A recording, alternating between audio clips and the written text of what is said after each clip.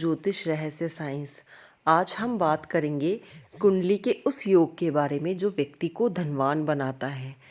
तो आइए बात करते हैं। आज जो धन है हमारी आवश्यकता बन चुका है, मौलिक ज़रूरत बन चुका है। धनवान व्यक्ति जो होता है उसको समाज में बहुत इज्जत मिलती है, प्रतिष्ठा मिलती है। वैसे तो व्यक्ति का असली धन उसकी बुद्धि और विवेक है, लेकिन हमें जो है व्यक्ति को अपनी नित्य प्रतिदिन की आवश्यकताओं को पूरा करने के लिए धन का होना बहुत ही ज़रूरी है। समाज में खुद को स्थापित करने के लिए धनवान होना बहुत ही ज़रूरी है। धन की प्राप्ति के लिए कुंडली में कुछ योग बताए गए हैं। तो वो योग कौन कौन से हैं, आइए उन योगों के बारे में जानते हैं। कुंडली में धन का स्थान दूसरा घर व 11वां घर माना जाता है। अगर किसी व्यक्ति की कुंडली में इन दोनों घरों के अंदर मंगल और सूर्य एक साथ विराजमान हो तो वह व्यक्ति एक सफल व्यवसायी बनता है। इस योग वाले व्यक्ति के पास जो धन है वो प्रचुर मात्रा में रहता है। अगर कुंडली के दशम स्थान पर बृहस्पति और मंगल एक साथ बैठे हो या चंद्रमा व मंगल एक साथ बैठे हो तो यह गज केसरी और लक्ष्मी नारायण योग बनाते हैं। इन दोनों योगों वाले जातकों के पास धन बहुत हल्के और कम प्रयासों से ही आ जाता है। इन जातकों की जो आय है वो अधिक होती है और इनका जो व्यय है, एक्सपेंसेस जो हैं वो कम होते हैं। तो इन योग से प्रभावित व्यक्ति पर माँ लक्ष्मी की कृपा दृष्टि सदैव बनी रहती है। अगर किसी जातक का सिंह लग्न में दशम स्थान पर सूर्य और बुध हो तो यह एक बुधादित्य योग बन जाता है। शास्त्रों के अनुसार यह योग व्यक्ति को धनवान बना देता है। जन्म कुंडली में दशम स्थान पर सूर्य और बुध एक साथ युक्त हो तो यह योग बनता है और ऐसे योग वाला व्यक्ति जो है अति बुद्धिमान और चतुर होता है। इस प्रकार के जातक बहुत ही कम समय में चर्चित हो जाते हैं। इनको मान सम्मान भी बहुत जल्दी प्राप्त हो जाता है। और अगर बात करें मीन लग्न की तो मीन लग्न के दशम स्थान पर अगर बृहस्पति और चंद्रमा एक साथ विराजमान हो तो कुंडली में केंद्र त्रिकोण योग बनता है और यह योग जो है व्यक्ति को धनवान बनाता है। ऐसे व्यक्ति का जीवन राजा महाराजाओं की तरह निकलता है। जिंदगी जो है बहुत ही ऐशो आराम से व्यतीत होती है। इसके अलावा ये व्यक्ति समाज में नाम, प्रतिष्ठा, मान सम्मान, प्रॉपर्टी प्राप्त करता है और प्रॉपर्टी तो इन जातकों के पास जो है प्रचुर मात्रा में होती है।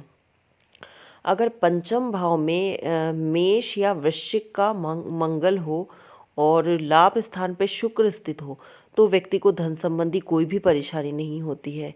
इसी प्रकार पांचवें घर में सिंह के सूर्य हो और लाभ स्थान में शनि तो चंद्र शुक्र से युक्त हो तो इस योग का जो जातक है वो धनी होगा।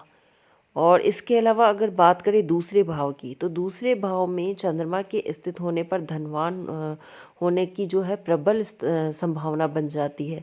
तो इस प्रकार के जातकों को जीवन में धन की समस्या जो है कभी नहीं होती है। इसके अलावा जो दूसरा सेकंड हाउस है और जो 11th हाउस है इनका कॉम्बिनेशन एक धन योग बनाता है। तो लग्न कुंडली में द्वितीय भाव, पंचम भाव, नवम भाव और एकादश भाव या इनका स्वामी कुंडली में जुड़ा हुआ हो तो धन योग का निर्माण करता है। और द्वितीय भाव का स्वामी एकादश भाव में और एकादश भाव का स्वामी द्वितीय भाव में हो तो धन योग का निर्माण होता है। और इन घरों के अलावा बृहस्पति और शुक्र जैसे ग्रह भी धन और भौतिक लाभ हासिल करने में बहुत बड़ी भूमिका निभाते हैं। तो धन योग का क्या क्या सकारात्मक प्रभाव पड़ता है। यदि लग्न का स्वामी 10वें भाव में हो तो जातक अपने माता पिता से अधिक धनवान होता है और यदि व्यक्ति के 7वें भाव में मंगल या शनि और 11वें भाव में केतु को छोड़कर किसी भी ग्रह के साथ हो तो ऐसा जातक जो है व्यापार से बहुत अधिक धन कमाएगा। और यदि केतु को 11वें भाव में रखा जाए तो जातक विदेश में कमाता है। और इसके अलावा जातक अपनी कड़ी मेहनत और प्रयासों से समृद्ध होगा यदि दूसरे भाव का स्वामी 8वें घर में स्थित हो। और इसके अलावा अगर बात करें बुध की तो बुध कर्क या मेष राशि में हो तो जातक बहुत ही समृद्ध बनता है, समृद्धशाली, उसका व्यक्तित्व भी समृद्धशाली होता है। और यदि जातक कुंडली में सूर्य की कुंडली में जो सूर्य है वो 5वें घर में, चौथे में मंगल या 11वें भाव में जो बृहस्पति हो तो जातक पैतृक संपत्ति से धन अर्जित करता है। इसके अलावा यदि जातक की कुंडली के सभी केंद्रों पर ग्रहों का कब्जा हो तो जातक बहुत ही धनवान होता है।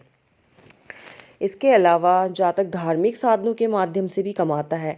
यदि बृहस्पति, बुध और शुक्र किसी भी घर में एक साथ विराजमान हो तब, और 7वें घर में शनि या मंगल होने पर जातक जुए और खेल के माध्यम से धन प्राप्ति करता है।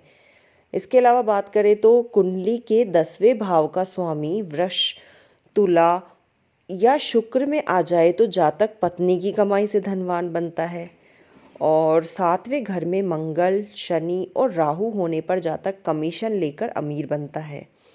इसके अलावा कुंडली के 6ठे, 8वें और 12वें भाव घर के स्वामी का 6ठे, 8वें, 12वें या 11वें घर के साथ जुड़ने पर जातक को अचानक धन का लाभ होगा। और यदि जातक तुला, मकर, कुंभ राशि से चौथे भाव में हो तो जातक गणितज्ञ, लेखाकार या सांख्यिकी विद बन सकता है, उससे धन उसको अर्जित होगा। और यदि 10वें घर में 5वें घर का स्वामी हो तो जातक अपने पुत्र और पुत्री के माध्यम से धनवान बनता है। और यदि जातक 10वें या 11वें घर में हो या चौथे और 5वें घर में सूर्य और बुध हो तो इन घरों में जातक के सूर्य अगर बुध हो तो प्रशासनिक सेवा में वह व्यक्ति जो है धन कमाएगा। अगर बात करें कि धन योग कब फलदायी नहीं होगा तो कुंडली में यदि ग्रहों के बीच एक धन योग बनता है तो ग्रहों की स्थिति का विश्लेषण करना बहुत ही आवश्यक हो जाता है। यदि एक धन योग हालांकि केंद्र और त्रिकोण के स्वामी के साथ बनता है लेकिन यह दुर्बल ग्रहों के प्रभाव में है तो धन योग इच्छित परिणाम देने में सक्षम नहीं होगा। यदि योग बनाने वाले ग्रह स्वामी लाभकारी प्रभाव में है तो वे निश्चित रूप से अच्छे परिणाम देंगे, अन्यथा धन योग फलदायी नहीं होगा। दोस्तों, ये था धन प्राप्ति के योग किस प्रकार बनते हैं और क्या क्या होते हैं, किस तरीके से जातक धन प्राप्त कर सकता है। अगर आपको मेरा ये वीडियो पसंद आए तो चैनल को लाइक एंड सब्सक्राइब करें। धन्यवाद।